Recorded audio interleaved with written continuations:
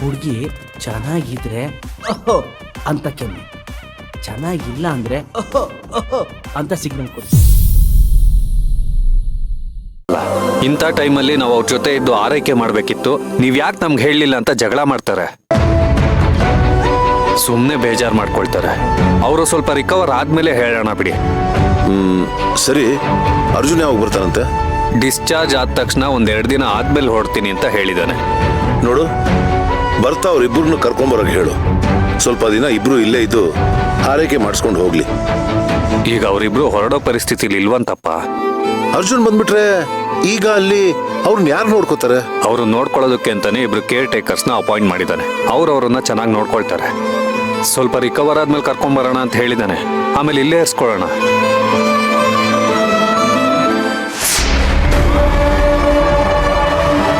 ನಿಮ್ಮ ಹೆಂಡತಿಗೆ ಯಾವುದೇ ತೊಂದರೆ ಇರಲಿಲ್ಲ. ತೊಂದರೆ ಶುರುವಾಗಿದ್ದೆ ನೀವು ಪ್ರೋಟೀನ್ ಪೌಡ್ರ್ ಕೊಡೋಕೆ ಶುರು ಮಾಡಿದ್ಮೇಲೆ. ಹೌದು, ಮಗು ಹಾರ್ಟ್ಬಿಟ್ ಎಲ್ಲ ಚೆನ್ನಾಗೇ ಇತ್ತು. ಮಗು ಹಾರ್ಟ್ಬಿಟ್ಟು ವೇರಿಯೇಷನ್ ಆಗಿರೋದು ಆ ಪ್ರೋಟೀನ್ ಪೌಡ್ರ್ ತಗೊಂಡ್ಮೇಲೆ ಅನ್ಸುತ್ತೆ.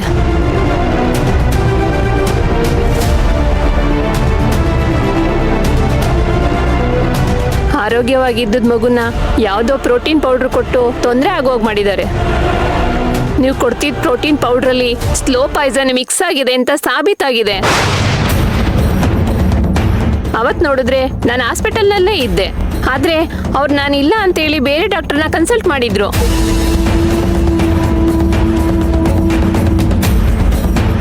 ನಿಮ್ಮ ಮಗು ಸಾಯೋದಕ್ಕೆ ಕಾರಣನೇ ನಿಮ್ಮ ಅದಕ್ಕೆ ಕೊಡ್ತಿದ್ದ ಪ್ರೋಟೀನ್ ಪೌಡ್ರು.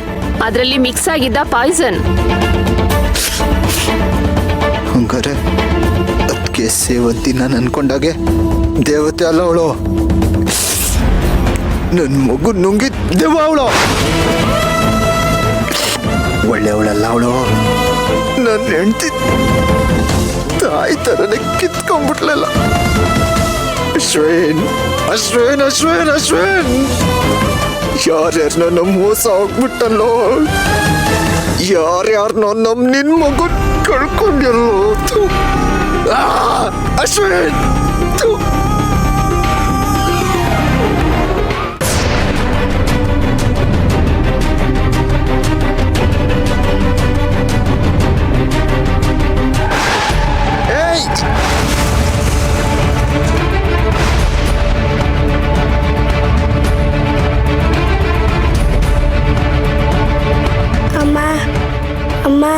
ಏನಾಯ್ತು ಏನಾಯ್ತು? ಹುಷಾರು. ಅಮ್ಮ ಪಾಪು ಪಾಪು,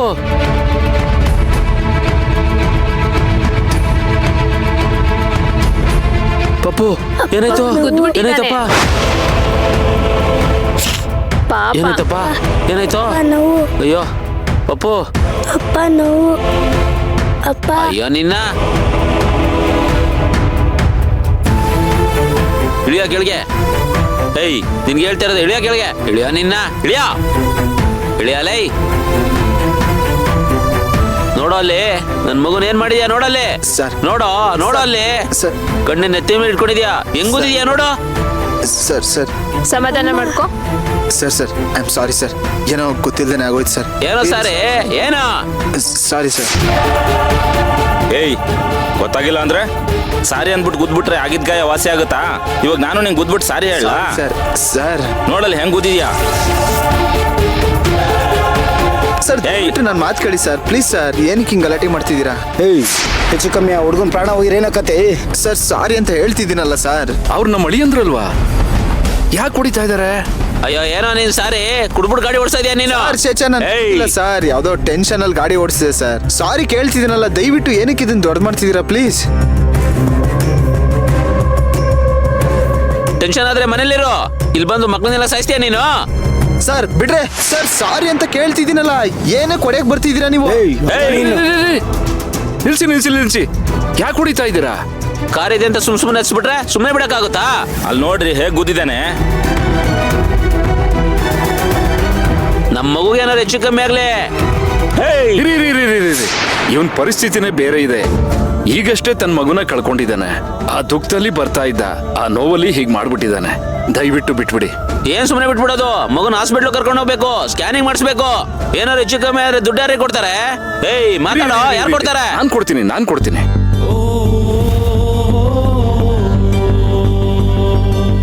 ತಗೊಳ್ಳಿ ಹೋಗಿ. ರೀ ಯಾವ ಮೂಲೆಗೆ ಆಯ್ತದೆ? ಇಟ್ಕೊಳ್ರಿ ನಿಮ್ ದುಡ್ಡು. ಏಯ್ ಬರ ಇಲ್ಲಿ ನೀನು. ತಗೊಳ್ಳಿ ಎಲ್ಲ ತಗೊಳ್ಳಿ ಹೋಗಿ ಸರ್ ಇನ್ಮೇಲಾದ್ರೂ ನೆಟ್ಟು ಗಾಡಿ ಓಡ್ಸೋ. ಪಪ್ಪು ಬರಪ್ಪ, ಬಾ ಹಾಸ್ಪಿಟ್ಲ್ ಹೋಗೋಣ, ಬಾ ಬಾ.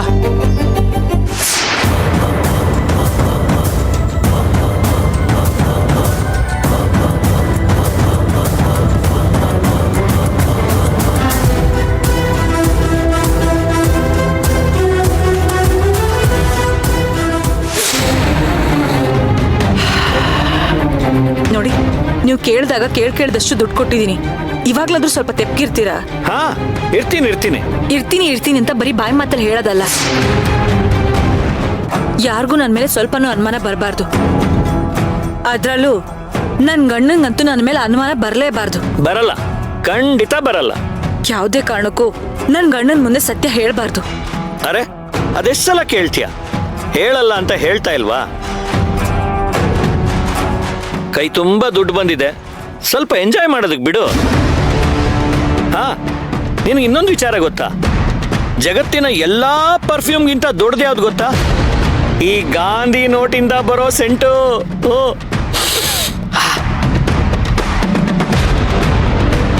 ದುಡ್ಕೋಸ್ಕರ ಏನ್ ಬೇಕಿದ್ರು ಮಾಡ್ತಿರಲ್ಲ ನೀವು. ಯಾ ನೀನು ಅಂದ್ರೆ ನಾನು ನಿನ್ನ ಪ್ರೋ ವರ್ಷನ್. ಅರ್ಥ ಆಗ್ಲಿಲ್ವಾ? ನೀನು ಅಂದ್ರೆ ನಿಮ್ಮಪ್ಪ ಅಂತಾರಲ್ಲ ಹಾಗೆ. ಬರೀ ದುಡ್ಡು ಎಣಿಸ್ಕೊಂಡು ಸುಮ್ನೆ ಆಗ್ಬಿಟ್ರೆ ಆಗೋಯ್ತಾ? ಅವತ್ತೇನ್ ಹೇಳಿದ್ರಿ ನೆನ್ಪಿದ್ಯಾ ನಿಮ್ಗೆ? ಏನ್ ಹೇಳಿದ್ದೆ? JP ಸರ್ನ ಮೀಟ್ ಮಾಡ್ಕೊಂಬನ್ನಿ ಅಂತ ಹೇಳಿರ್ಲಿಲ್ವಾ? ನೀನು ಹೇಳಿದ ತಕ್ಷಣ ನಾನು ಕೇಳ್ಬಿಡ್ಬೇಕಾ? ನೀನೇನು ದೊಡ್ಡ ಮಹಾರಾಣಿನ, CM PM? ದುಡ್ಡು ಎಣಿಸ್ಕೊಳಕ್ ಮಾತ್ರ ಚೆನ್ನಾಗಿರುತ್ತೆ ನಿಮ್ಗೆ, ಆದ್ರೆ ನನ್ ಮಾತ್ರ ಕೇಳಲ್ಲ ನೀವು. ಹಲೋ, ಸ್ವಲ್ಪ ಸೌಂಡ್ನ ಕಮ್ಮಿ ಮಾಡ್ಕೊ. ನನ್ನ ಹತ್ರ ಧ್ವನಿ ಎತ್ತಿದ್ರೆ ನಿನ್ನ ಕಹಾನಿನ ಮುಗಿಸ್ಬಿಡ್ತೀನಿ. ನೀ ನನಗೆ ದುಡ್ಡು ಕೊಡ್ತಾ ಇರೋದು ನಾನು ಮಾತಾಡದೆ ಇರೋದಕ್ಕೆ, ನೀನು ಹೇಳ್ದಾಗ ಕೇಳೋಕ್ಕಲ್ಲ. ಅದರಲ್ಲೂ ನನ್ನ ಹತ್ರ ನೀನು ಈ ದೊಡ್ಡ ಧ್ವನಿಲಿ ಮಾತಾಡಿದ್ರೆ ಮಟಾಶ್ ಆಗ್ಬಿಡ್ತೀಯ. ಹುಷಾರ್. ನೋಡಿ, ನಿಮಗ್ ಕೈ ಮುಗಿತೀನಿ, ದಯವಿಟ್ಟು ಹಠ ಮಾಡಕ್ ಹೋಗ್ಬೇಡಿ. ಒಂದೇ ಒಂದ್ಸತಿ ಹೋಗಿ JP ಸರ್ನ ಮೀಟ್ ಮಾಡ್ಕೊಂಬನ್ನಿ ಪ್ಲೀಸ್. ಈ ಟೋನ್ ನನಗಿಷ್ಟ ಆಯ್ತು. ಈ ಟೋನಲ್ಲಿ ಮಾತಾಡಿದ್ರೆ ಕೇಳಿಸ್ಕೋಬೋದಪ್ಪ. ಹಾಗಿದ್ರೆ JP ಸರ್ನ ಮೀಟ್ ಮಾಡ್ಕೊಂಡ್ ಬರ್ತೀರಾ? ಹಾ ಹೋಗ್ ಬರ್ತೀನಿ. ಯಾವಾಗ? ಈಗ್ಲೇ ಹೊರಟೆ. ಇದನ್ನ ಸೇಫ್ ಆಗಿ ಎತ್ತಿಟ್ಬಿಟ್ಟು ಆಮೇಲೆ ಹೋಗಿ ಬರ್ತೀನಿ.